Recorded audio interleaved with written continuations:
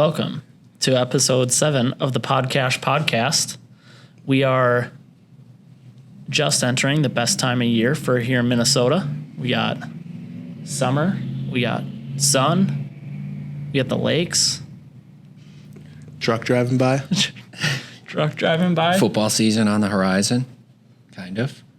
Man, we got the Olympics. Come on, slow down. The NBA finals aren't even over. Caitlin Clark snubbed.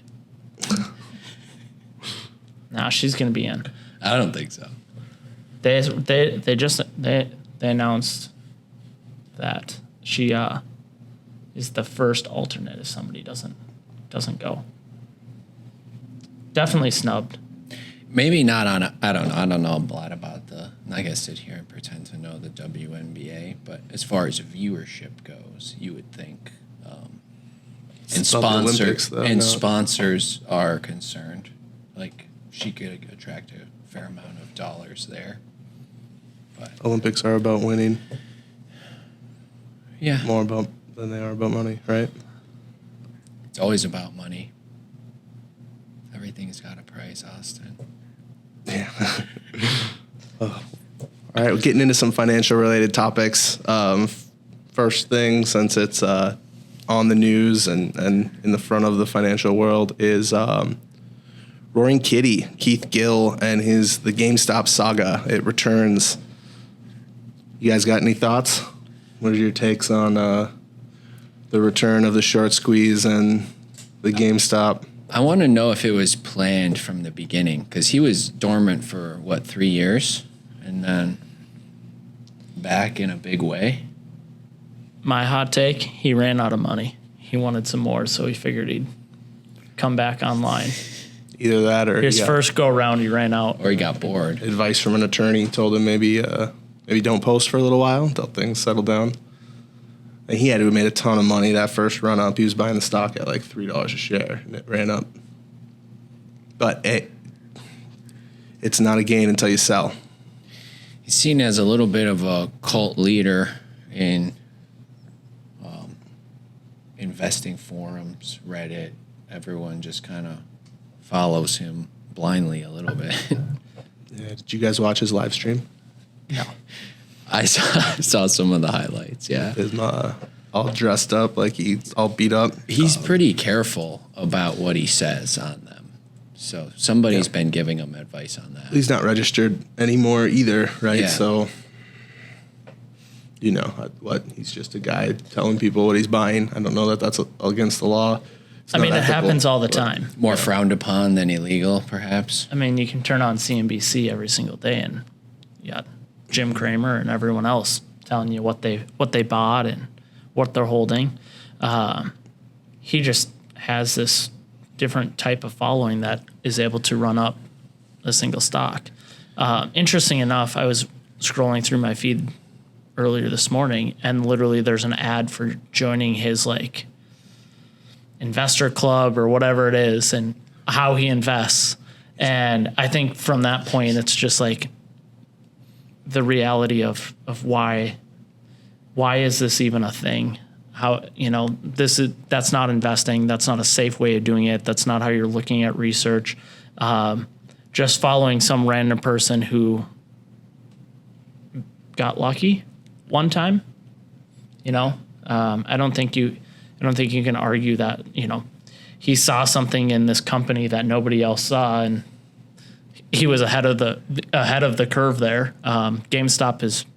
He mobilized retail investors in 2021. Yes. Right. He was. When he started buying it, it probably was a little undervalued, and he did bring up some good points. But at this point, it's just showmanship, and he's. Yeah. Do you think it's? I mean, so E-Trade's talking about kicking him off the platform.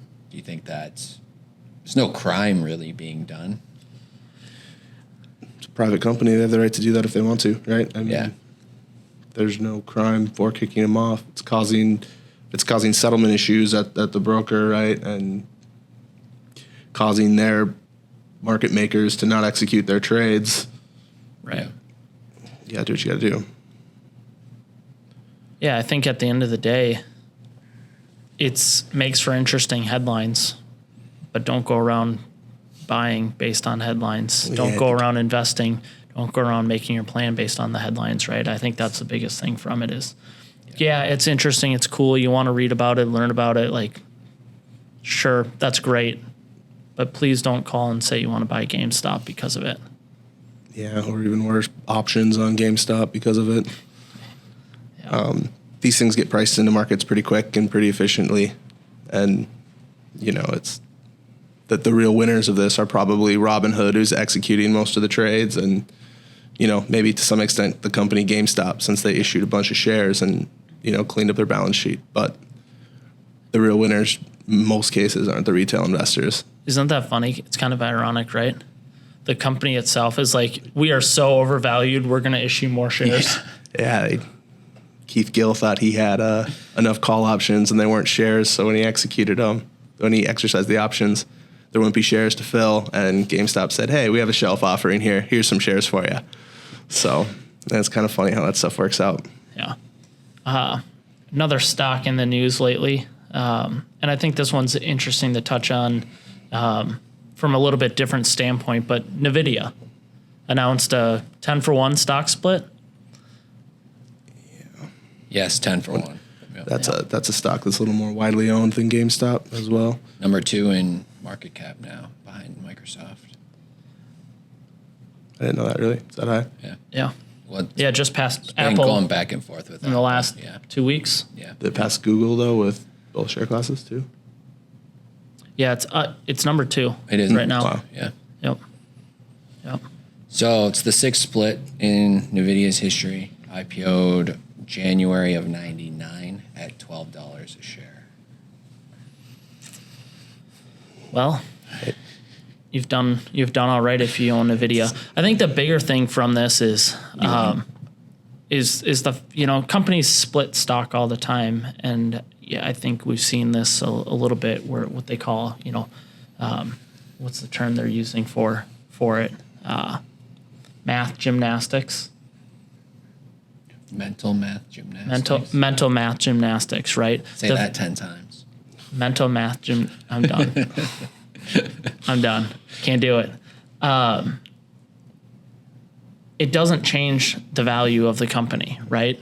That's the important thing to remember. Right? There's kind of been a lot of like conversation, like, oh, now's the time to buy. They're splitting, and the stock is getting cheaper, but the stock isn't getting cheaper. The share prices are getting split. Rather than having one $10 bill, now you have 10 $1 bills, right? The value of the company is the exact same. So don't fall into the camp of, oh, now's the time to buy because it's somehow cheaper. The value as a whole of the company is exactly the same. They're just making it easier for people to buy the company, not anything else. Makes the options cheaper. I think that's the real reason a lot of these companies do these splits, is it makes those options cheaper. Makes it easier for them to reward employees with stock options, because the stock's not, $2,000 a share. It's $200 or whatever the split adjust is. It definitely drives some slight demand from retail investors, right? Because you can't buy $1,000 share, but you might be able to buy a $100 share. Yeah, it creates opportunity, and I hate using that word in this case. It creates demand, because that's not what we want, right? That's not why you want to be buying Nvidia, because all of a sudden it's cheaper on a share per share basis. Nothing is different yesterday versus the day of the split, right? Other than the price. I think, trying to remember who said this. In the short run, the stock market's a voting machine. In the long run, it's a weighing machine. Maybe a stock split makes it easier to vote, but it doesn't change the weight, the valuation of the company in the long run. I like that. I think it was Benjamin Graham. That was deep. I didn't know you had that in you. Oh, yeah. He's deep in his bag. My bag of not owning Nvidia. I was going for bag of tricks. Yeah. Got anything else on that, or? That's all I got. Somewhere out there's a 28-year-old who started working at Nvidia, and he graduated college at 21. I know, I was talking about that the other day. Yeah. Well, hold on. I've got this isn't the same, but when it IPO'd, 1999, just do a growth of 10K. That's a lot. Today, you got guesses? I think I told you, Jason, but Yeah, I'll wait. I'll wait for him to guess, and so then I'll put my 10K guess. on my IPO. guesses? Yeah, 10K on IPO date, January 22nd, 1999. Oh, I'm shot in the dark here. I'm going to go 2.6 million. What has the S&P 500 done since then? What would $10,000 in the S&P 500 since Nvidia IPO'd? What would that be worth? More than that? Am I low? Yeah, you're way low. Oh, wow. Hold on, I don't have it here. What was Nvidia's market cap when it IPO'd too? Look at that.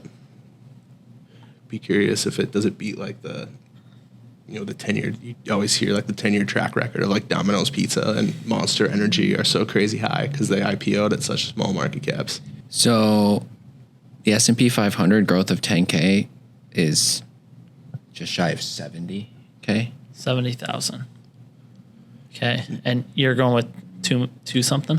Well, you told me I'm low, so I'm going to readjust here. Yeah, let's call it readjust. like 6.2. You could still go higher. Really? Is it 8 figures? Let's turn it into the over-under game. Yeah. Well, this is bad radio, but we'll give them 2 more guesses. 14 million. Double it. 28 million? 29.7. Wow. Yeah. All right, so somewhere out there's somebody. It really took off, like, relatively speaking, in 2016. Yeah. Yeah. Yeah. Well, it started as a video game company, which is the craziest thing. They made GPUs to have better graphics on their video games, and now I mean, GPUs are useful. Even if you go back a year. What if you go back 5 years? Or go back 10 years. Just do the 10-year on it. So 10 years, 2.55. 2.5 million. There you go. So if you are a NVIDIA employee and you've been there for 5 to 10 years, you should probably be working with somebody to figure out how to diversify your single security risk at this point. These numbers bring up one of my favorite quotes. Or a saying, I guess. You're never going to go broke by being diversified, but you're not going to get stinking rich either. Yeah. For every NVIDIA employee that's sold their stock options in 2010, there's probably 2 or 3 more that didn't, and they're, hugely successful and wealthy now. Now, if you hire a financial advisor, they're going to probably tell you to diversify, and that probably is what you should do. But sometimes It really hurts my employee stock gripe in general. Yeah. Delete this. Can't ignore the unobserved outcome, though. Yeah. Right? I mean, it could have went the other way. It could be Exxon. You could have been well, there's even worse ones than that. I mean, think about like. Could have been Enron. Yeah. Oh, that's what I. Yeah. Plenty of them. Could be Sears. Mm-hmm. GE to a lesser extent. Yeah. Yep. General Electric was it was the largest company. Everyone wanted to own it, and now look at it, split up. AT&T. Yeah. Yeah, countless. Really. Yeah. For all the winners, there's losers too. And that's a thing to remember. I think the example of what I would say now is, obviously, these people are already rich, right? Don't wait to sell to get rich. You're already rich. Take some gain off the table, probably. Right. So thought this was interesting. Map of the country here, every state, and what income a family needs to, quote, live comfortably in every U.S. state, right? Based on 2 incomes and 2 children. Yep. 2 incomes, 2 children. And important how they define comfortably. Yeah. Right? So go down to the bottom here. You'll see they define comfortably as having an annual income required to cover a 50-30-20 budget. 50% of your earnings are going to necessities, 30% to discretionary spending, and 20% to savings. Keep in mind the numbers are also before tax. And so for Minnesota here, $245,000 in order to live comfortably for a family of 4 is what they're saying. I don't know. What do you think about these numbers? I think they're high, but childcare is expensive anywhere you go, and what is defined as a necessity? I wonder sometimes too. Right? Is this somebody who's looking to buy a house right now with a 7.5%, 8% mortgage rate, and that's what their payment is based off of? Is this based off current rents, or is this based off of somebody who is 50 years old and bought their home, or 45 years old, bought their home 15 years ago and has a 3% mortgage and a $1,200 mortgage payment, right? It all kind of depends, right? And I think childcare is another huge one, right? How are they pricing in childcare? Is this, they're considering two families working, so that's two childcare? How are they pricing that, right? Is it? It's definitely seems high, because even with the 30% of discretionary spending on $245,000, that's nearly $75,000 of discretionary spending. That seems, divided by 12 months. But you think they're probably working backwards for the discretionary portion, right? And then using the 50 as the necessities. Right. Yeah. I think without a doubt, all these numbers look high, and I think this is one of those cool graphs. I like that. It brings up a lot of conversation, but it's also one of those, don't fall in the trap of listening to the news, listening to the media. I think if you sit here and go, oh, I need 245,000 and I'm nowhere near there, like you're going to get, down on yourself. I think at the end of the day, one of the things that I liked that I think is coolest about this is how they did define what comfortable is. And the biggest thing I thought was cool is they brought into the budget 20% needs to go to savings, right? So maybe you don't make 245,000 combined, and I'm guessing you don't, because it's a lot. That's a lot. The median in Minnesota in 2022 was just over 90,000. So chances are you don't. So chances are you don't make 245,000. But if you think about what you do make, and you allocate 50% of it to your necessities, 30% to discretionary, and maybe less than 30% to discretionary, maybe your necessities are a little bit higher, but you maintain the 20% savings, at least you'll be putting yourself on the right track for your current lifestyle as it grows over the course of time. I think if they would have said 90,000 is what you need to live comfortably, or even 140,000 is what you need to live comfortably, this article would get a lot less clicks. Right. Yeah. One of the cool things about it, it shows you, some states are a lot more expensive than others too. Yeah, it's a big range, right? Mm-hmm. Highest being Massachusetts at 301, all the way to, is that Mississippi down there at 178? Yeah. And given those ranges, some maybe your 20% savings isn't a hard and fast rule. If you live in California and you're going to retire in Texas, maybe you don't need to save 20% of your income. If you live in South Dakota and you're going to retire in Colorado, you probably should save more. Or even look at Florida, right? Florida's only low probably because of the income tax. The no state income tax in Florida. Right. Be cool to strip out what the actual 50% necessity expense is in each of these states and take a look at it from that perspective rather than from the income. Yeah, take out the taxes, essentially. Look at it from there. Yeah, there's definitely not enough detail to truly identify this. But I think one thing's for sure. You can look at this and say, I think a family of 4 in Minnesota could live very comfortably on dramatically less than 245,000. I think I think that's an obvious, but we want it wants the clicks, and so the numbers are higher and, probably inflated. Also, how did they come to this number? What questions were asked? What did they decide to use? But nonetheless, I have a hard time seeing Alaska being 243,000, a state with no income taxes, and You Yeah. got to think that that's lower. I mean, Alaska will pay you to live there. I mean, I was surprised by the two East Coast states. I mean, I know they're Massachusetts and Connecticut would be expensive, but higher than California. That one surprised me. And New York. Yeah, funny to look at the tax burden by each of these states and order the tax burden with what the cost of living is there too. It's pretty lined up. Like Oregon, for example, $257. I was just on a trip in Oregon, and gasoline. You don't pump your own gas in Oregon, and the gas price shows it. It's like yeah. you got to pay somebody $20 an hour to pump your gas, so you charge 20 cents more per gallon, 40 cents more per gallon, whatever it is. Hey, Who but would've hey, guessed? you're not pumping your gas. Such an inconvenience. Yeah, I can just sit in my car while it Give and rains. take, yeah. Don't have to get out. That's how it should. Yeah. They let you. You can pump your own gas, But you still pay. pay the extra. So the guy was like, "Do you want me to pump your gas?"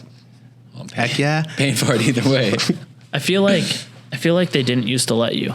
They didn't used to let you. I don't This time think- you can. I yeah. mean, maybe they're not supposed to. He I asked don't me. know. He's like, "Do you want me to pump your gas, or you want to pump it yourself?" It's like, you're pumping it. I'm going to need to see your credentials, sir. I got a lot of things to do on my phone Yeah. while I sit here and watch you pump my gas. Oh, you can do that while you pump your gas. How many tanks have you filled up this week? Are you sure you're an expert at this? All right, that's enough. On to the next article here. This one's from Motley Fool.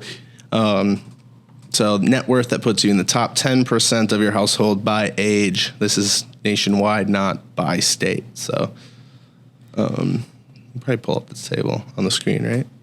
So interesting enough, top 10% net worth by age group, 18 to 29-year-olds. Were you surprised? Household, not individual. Yeah, household. Well, it's like 1 year of income to live comfortably. Yeah, I was right. I mean, on the surface, because it's top 10%, so you're used to seeing median and mean numbers, so these pop out. But then when you think about what it is, right, it's 90th percentile. Then no, I don't think they're surprising. No, not too surprising. I do think, especially for that first age group, why are we bringing it down to 18? I think that's really like probably 25 to 29. Yeah. Thanks.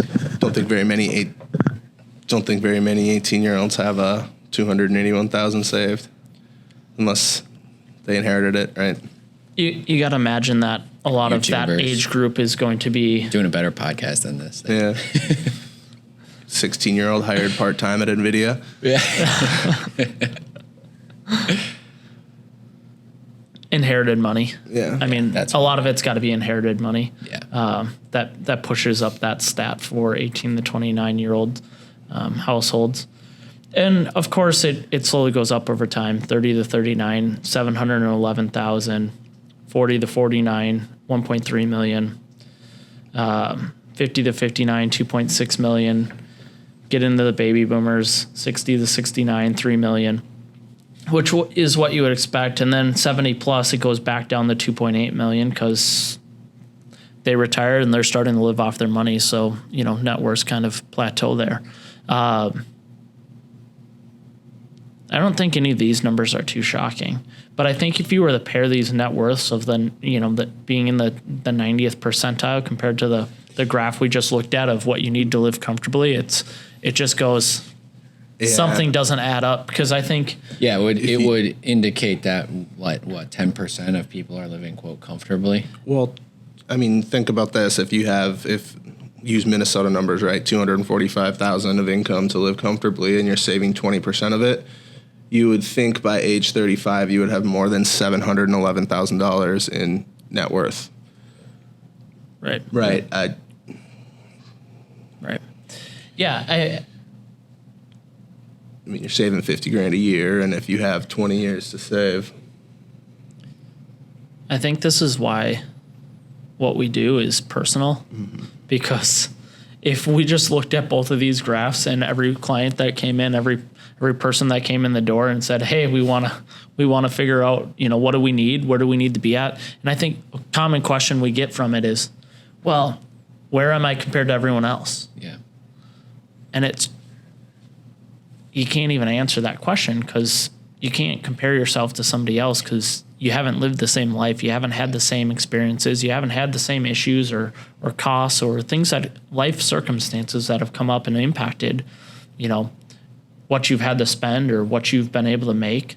And I think more than half of the population here in the Minnesota being very conservative on that number, I think would say they live comfortably. Yeah. And I know full well that more than half of them aren't making $245,000 to be able to, quote, live comfortably according to the article. And that the net worths here show it of where those are at, right? And that's why, figure out what you like and what you want to spend your money on and where that's at. And then don't compare yourself. Don't keep up with the Joneses. Sure, I guess, but comparisons, it's not going to get you anywhere, right? Yeah. Compare yourself to where you were a year ago. Exactly. Not your neighbor. Right. Absolutely. Yeah, that's a really good one. Compare yourself to where you were a year ago, 3 years ago, 5 years ago. Don't compare yourself to where somebody else is. Or work with a financial advisor, build a financial plan, and compare yourself to where your plan says you should be. Yeah. Right. Yep.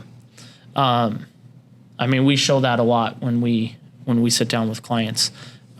We bring up their net worth, we review their net worth, make sure we're not missing anything, everything's updated, right? Their vehicles, all the fun stuff, it's all in there, right? And then once it's updated again, there's this awesome little chart you can show, right? And you can go back and you show the net worth history, and you can select 1 year, 3 year, 5 year. Mm-hmm. And I think it's really awesome to do that because that's the really important one. That's the cool one. That's the one where it also helps ease your mind when you are going through market turbulence and maybe your portfolio is down 10% or 15% over the last 12 months or 6 months or whatever. But you can then go, yeah, but look at where the progress you've made over the last 5 years. Remember, this isn't a straight line up here. There's lots of times where it bounces back and forth. But we're still making progress. And I think that's what you got to look at. You got to look at how are you doing compared to where you were earlier, not to somebody else. It's one of my favorite reports to bring up in reviews is the Monte Carlo, but with the progress on it and show, here's where you were, here's the bands of where you might be and where you're headed, knowing that, you're probably going to hit that bottom band a couple times and you're probably going to hit that top band a couple times. But that's it's a new feature that we are able to utilize in our software that we use for planning, where the graph now can start from the point we started you in the plan, and then it shows the actual numbers all the way to today, and then forward speaking, it gives you the smooth line. And it's really cool, I think, because it really highlights it's not just a straight line. It's not a smooth curve. Life is full of all these little bumps and, ups and downs. And it lets you see that and reminds you of that. Lets you see, are you getting ahead or are you getting behind, or what's the progress looking like? And that's a really cool way of looking at it now. Anything else for today? I think that's all we got for this week. Well, till we see you next time. Yeah, see you next time. Thanks for joining in. Thanks for watching.